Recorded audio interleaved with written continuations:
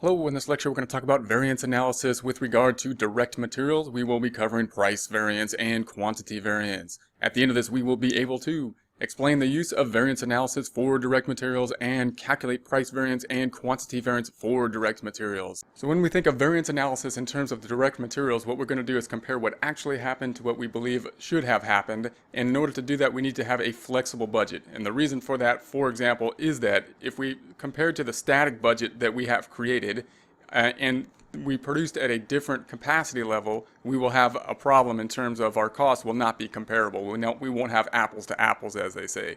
So for example, if we said that the fixed budget had a 70% capacity and we thought we were going to produce 42,000 units, and then we ran the process and we actually know that what actually happened is we produced at 90% capacity and we produced 54,000 units, which is actually a good thing. We can't really compare that to the fixed budget very easily when trying to measure something like the direct materials, because the direct materials will change with production. If we were to compare our fixed budget at 42,000 units that we thought we were going to produce to the actual budget when we actually produced 54,000 units, we would surely come out to the conclusion that we produced more, or we spent more than we had expected, and therefore we were over budget. And then what that could lead to is us making decisions based on bad information. We don't want to go to the production department and say, hey, you were over budget, you got to do a better job next time because you're over budget, when it's very likely that what actually happened is that we just produced more stuff. So that wouldn't necessarily be the cause. But at the same time, we can't just stop there. We can't say, okay, we're not going to measure performance because the actual output differs than what we thought the output was, and therefore the numbers won't tie out, so we're just not going to measure it. No, we need to find some way to measure it. How could we measure it? We can then come up with a flexible budget. So we can then come up with standards and say, okay, what do we think should have happened if we had made the budget based on 54,000 units, and then compare that. And in being able to compare that, we can hold some people accountable, set goals and have people reaching goals and all that good stuff. We need to have standard goals based on good metrics. In order to do that, we have to have a flexible budget. So we'll start off with the flexible budget. We're going to look at the standard costs. When we think about standard costs, they're kind of like budgeted costs. We're looking at the cost that we think should be there as a standard, as the budget, and then we're going to compare those standards to the actual. So if we say direct materials, oftentimes it's going to take many units to create one direct material that we're going to have to produce. So if we're talking about pounds of material that we need to purchase, the question then will be, well, how many pounds do we need in order to just make one unit of inventory that we are creating? If it's, in this case, we have 30 pounds and they cost $4 per pound, therefore the 30 times the 4 means it's going to cost 120 per unit of inventory. So knowing that, then we can come up with our standard costs. So our standard cost then for direct materials, we're going to say, all right, it's going to take 1,620 pounds, and that calculation is, of course, the 54,000 at times 30 pounds per unit, and that's going to give us this 1,620,000. So that's what we would expect at the level of production that actually happened. So we're flexing the budget up to this 54,000 units. That's what we're producing. We're multiplying that times the number of units of pounds per unit needed to get this number. And then we're going to say the cost per unit is that $4. Therefore, we would expect at the level of 54,000 units to spend standard cost of 6,480,000. If we look at what actually happened, we're looking at the actual number. We're going to say, okay, we had units that actually happened of 1,615,000 times the 410. That's what actually happened, and we have the number here, the cost of 6,621,500. So we can see that we have a difference. So there's going to be our difference. If we just looked at the flexible budget now, we would basically say, okay, well, there's our difference here, and we could see that the actual cost is higher than the standard costs. So the actual cost is higher than basically our flexible budgeted costs at that unit of production. So we solved the problem, we might think. We'd say, okay, now we solved the problem, and now we can go back to the department and say, you're still over budget because we made the budget based on a flexible budget of 54,000 units, and it's still over. Now, that still may not be exactly the case, because we still may want to drill down this a bit more, because there's two sides to this story. One is, well, is it that our standard price is off, our budgeted price is different, and or is it that we produce more, we were inefficient with the production? So we have the price side of it, price variance, and quantity variance. So we really should break this out further in order to be able to assign responsibility for which department is going to have a problem with this. And if we just look at this, we can say, okay, well, the units we have here on the standard units, we thought we were going to have in terms of the budget 1,620,000. What actually happened is 1,615,000. So the production department was actually better. We were more efficient with the units of production. We were more efficient than we budgeted to be. On the other hand, the cost, we thought the standard cost was going to be $4, and we actually spent $4.10. So really the problem is kind of in the purchasing area, it looks like, just from glancing at it here. We'll drill down on that a bit more in depth. But just looking at that, we might come to the conclusion that, well, maybe the decision was made that we buy better material, and therefore it will be more efficient in the production department. That might be one of the assumptions that made just by looking at the numbers here. It didn't actually pay for itself here. That's the problem. But we'll drill down on the numbers and see what we have here. So this is going to be the unfavorable difference.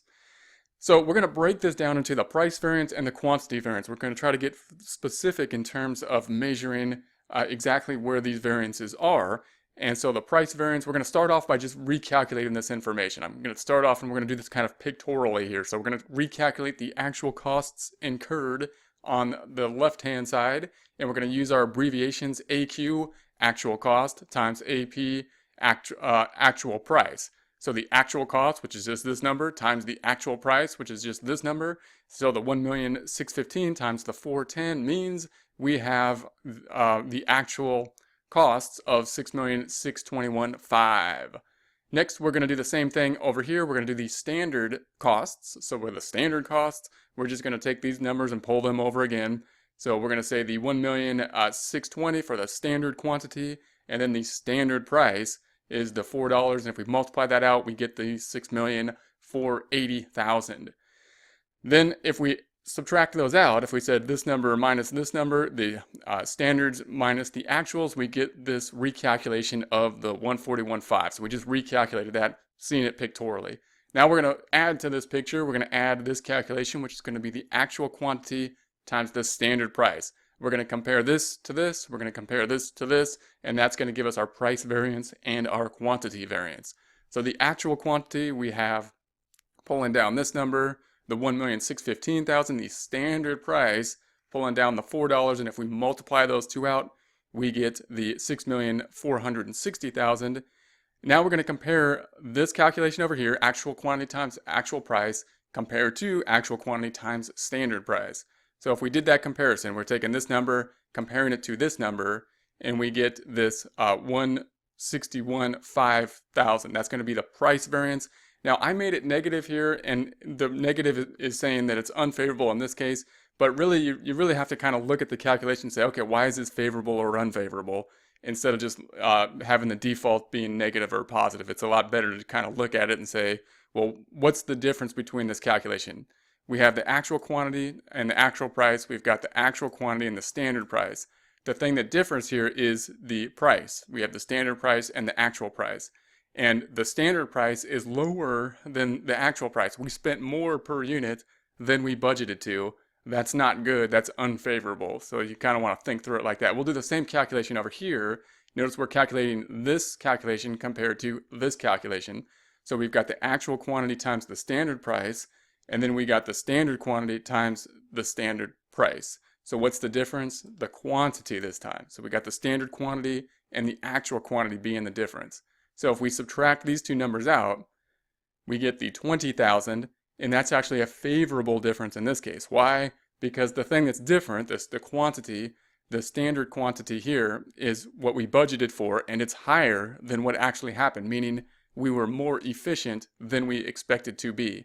And then if we add those two up, we get back to this 141.5. So we're recalculating that. So what we've done here is we've taken the standard, this difference that we would just get from a flexible budget, and we've broken it out further into its components, the price variance and the quantity variance, in an attempt to get a better story in terms of what the problem is.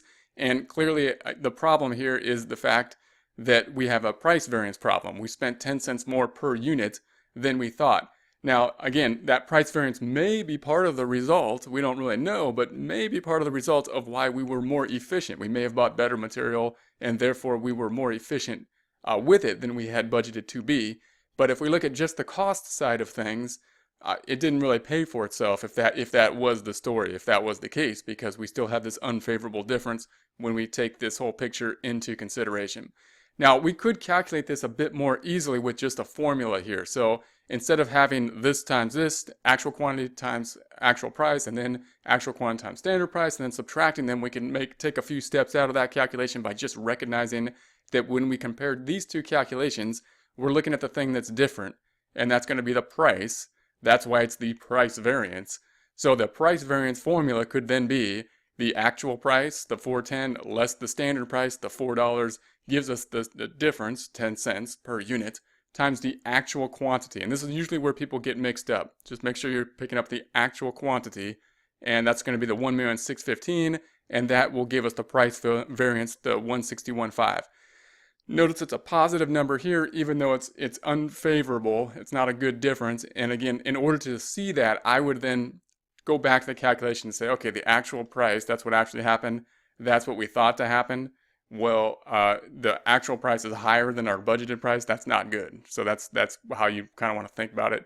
And then the quantity variance, we've got the same kind of calculation. If we think about over here, what's different in these two when we compare these two calculations? It's the quantity. That's why it's the quantity variance. So we've got the actual quantity less the standard quantity. That gives us a difference in quantity of 5,000. And if we multiply that times the standard price, and this is the one you just want to kind of memorize here, we're multiplying times the standard price, and that will give us the 20,000. And this is actually a favorable difference. Why? Because the actual quantity is less than what we budgeted for. And of course, if we subtract those two out, the 161.5 minus the 20,000, we get this 141.5. That's going to be the normal difference if we just looked at the flexible budget versus what actually happened.